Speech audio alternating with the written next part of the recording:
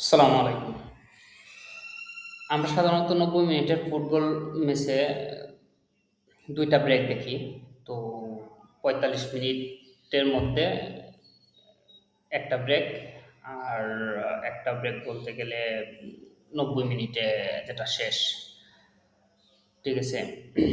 কিন্তু এই ২০২৬ বিশ্বকাপে আমরা আরো ২ টা এডিশনাল ব্রেক দেখতে পাইতেছি। ২ টা এডিশনাল ব্রেকের মধ্যে আমরা ১ম যে ব্রেকটা দেখি এটা হইতেছে জায়গা ১ম ২২ মিনিটের মধ্যে।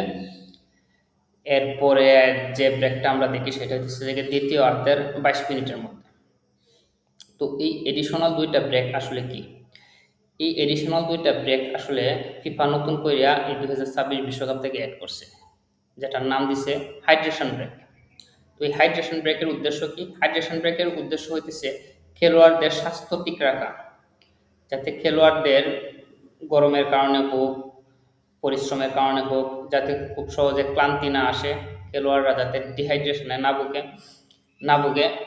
তো এই খেলোয়াড়দের স্বাস্থ্যের কথা চিন্তা কইরা ফিফা এডিশনাল আরো ২ টা ব্রেক রাখছে। ৩ মিনিট করে ব্রেক। প্রত্যেকটা ব্রেক হইতেছে যে ৩ মিনিট কইরা, যেটা ১ম ব্রেকটা প্রথমার্ধের ২২ মিনিটের মধ্যে হয় এবং ৪৫ মিনিটে তো অ্যাজ ইউজুয়াল যে রেগুলার ব্রেক আছে ওইটা। এরপরে ২য় অর্ধের ২২ মিনিটের মধ্যে শুরু হয়। এরপরে তো ৯০ মিনিটের মধ্যে খেলা শেষ বা অ্যাজ ইউজুয়াল বাদবাকি যা আছে ঐরকমভাবেই চলে।